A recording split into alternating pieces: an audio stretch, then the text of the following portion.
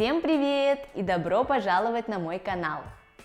Меня зовут Алина, и я помогаю студентам русского языка заговорить на русском более уверенно и естественно. Подписывайтесь на канал, если вы еще не подписаны, чтобы в вашем списке было больше контента для изучения языка.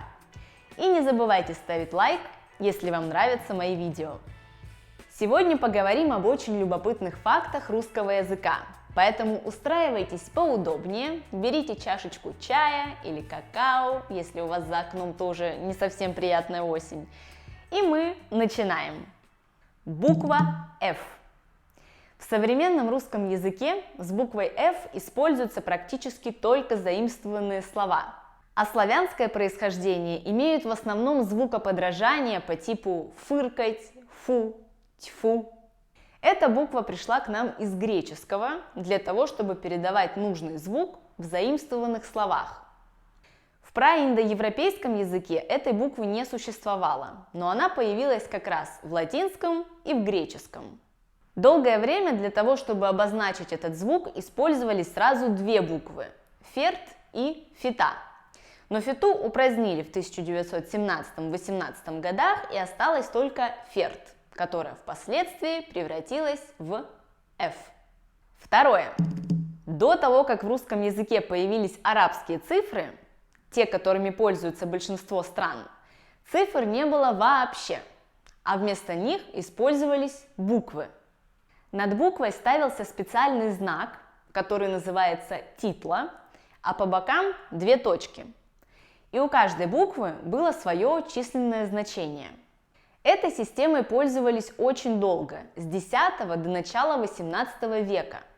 Причем в XVII веке уже встречается смешанная запись, например, 15L, что в соответствии с табличкой означает 45. 15 плюс 30. Или как бы мы сейчас подумали, что 10К – это 10 тысяч. Но в те времена это было 30. Потому что k равнялось 20, и 20 плюс 10 равно 30.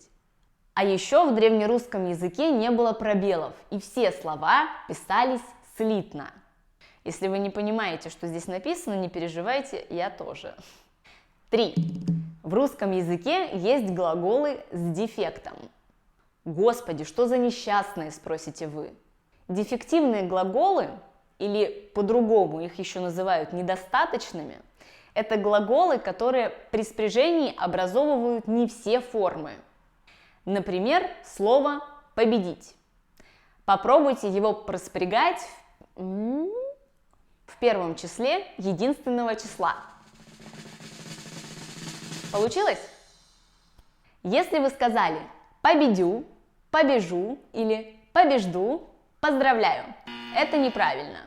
Здесь правильным ответом будет «одержу победу». Или другой пример – «убедить». В первом лице единственного числа правильно будет сказать «смогу убедить». 4.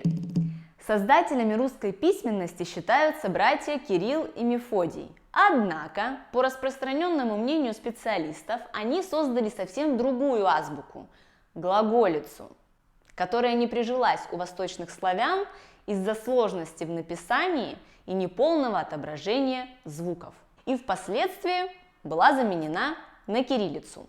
Но придумал кириллицу не сам Кирилл, а его ученик, который решил назвать эту азбуку в честь своего учителя.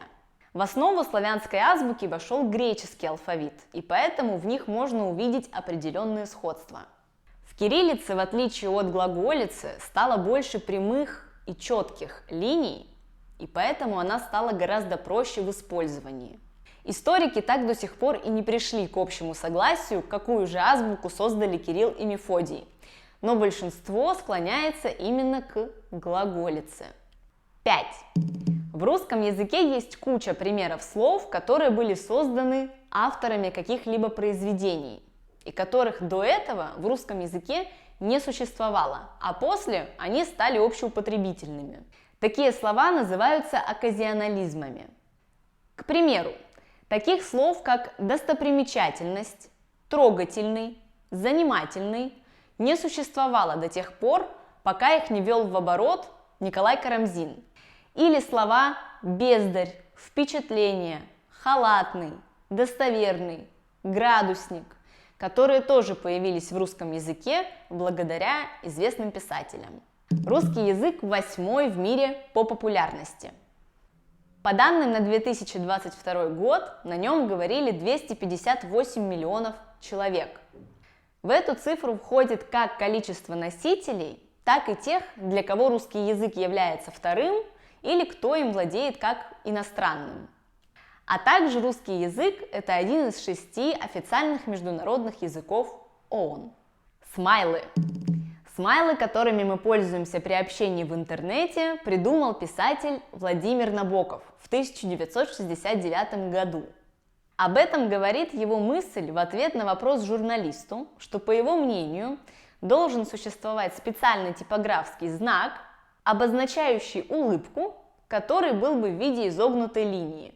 Кстати, насколько мне известно, смайлы в виде одной, двух или нескольких скобочек используются только русскоязычной аудиторией, в то время как в мире люди обычно ставят смайл с 2 точками и скобочкой. Зачастую скобочка в конце предложения у нас воспринимается как знак вежливости, а многочисленное количество скобочек означает, что человек либо очень рад, либо он таким образом выражает сарказм или подчеркивает абсурдность сказанного. 8. В русском языке есть слова, значение которых за много лет кардинально поменялось. Например, в конце 19-го, начале 20 века сотрудником называли преступника, который начинал сотрудничать с полицией. Сейчас же сотрудник – это тот, кто работает в каком-либо учреждении. Или прилагательное «пошлый», которое сейчас означает вульгарность или непристойность, а раньше у него не было негативного оттенка, и оно означало обыкновенный или общедоступный. Многострадальная буква «ё».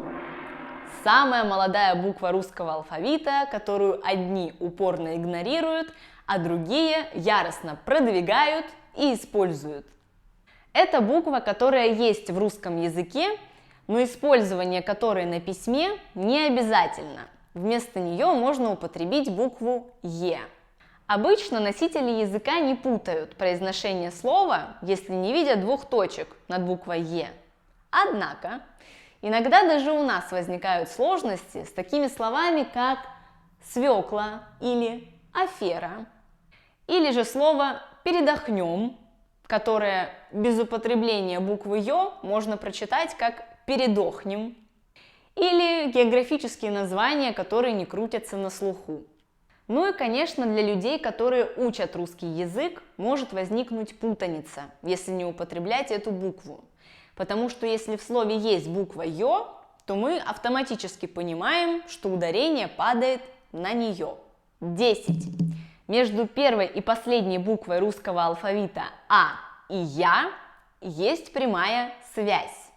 В славянском алфавите буква «аз» была первой буквой, но при этом обозначала «я». «Я» есть, «аз» есмь. Не уверена, что я правильно это сказала. То есть, по сути, буква «я» раньше была первой буквой алфавита. Многие слова на букву «а» заимствованы из других языков. Есть не так много исключений, как, например, авось или азбука. Дело в том, что еще в общеславянскую эпоху у наших предков было много слов, которые начинались на «а». Но в какой-то момент началась тенденция перед «а» ставить вставной согласный «е», который как бы прикрыл нашу «а». И это подхватил не только русский, но и другие славянские языки. И со временем в русском языке практически не осталось исконных слов, которые начинались бы на «а». А еще одна причина заключается в особенностях орфографии русского языка. Древнерусский язык был окающим, но где-то с 13 века в некоторых диалектах начинает развиваться аканье. И если раньше люди четко выговаривали звук «о» в начале слова, то с появлением аканья слово «огонь» стало произноситься как «огонь». И это то произношение, которое сохранилось до сегодняшнего дня. Но написание осталось прежним – огонь. И сегодня это объясняется тем, что у слова «огонь» есть однокоренное слово «огненный», в котором четко слышится звук «о». Поэтому и существительное, образованное от этого слова, тоже пишется через «о». И последнее. День русского языка отмечается в день рождения Александра Сергеевича Пушкина 6 июня, а Международный день грамотности в день рождения его жены Натальи Гончаровой 8 сентября. Утверждение Дня грамотности никак не связано с Натальей Гончаровой, просто так совпало, что он пришелся на день ее рождения. И на этом я остановлюсь. Если у вас есть какие-нибудь дополнения, интересности, которыми вы хотите поделиться, пишите, пожалуйста, об этом в комментариях, потому что таких фактов очень и очень много, и я рассказала лишь малую часть. Да и здесь еще можно почти по каждому пункту сделать отдельное видео. Подумаю об этом. Спасибо, что смотрели. Всего вам хорошего, хорошей недели и пока!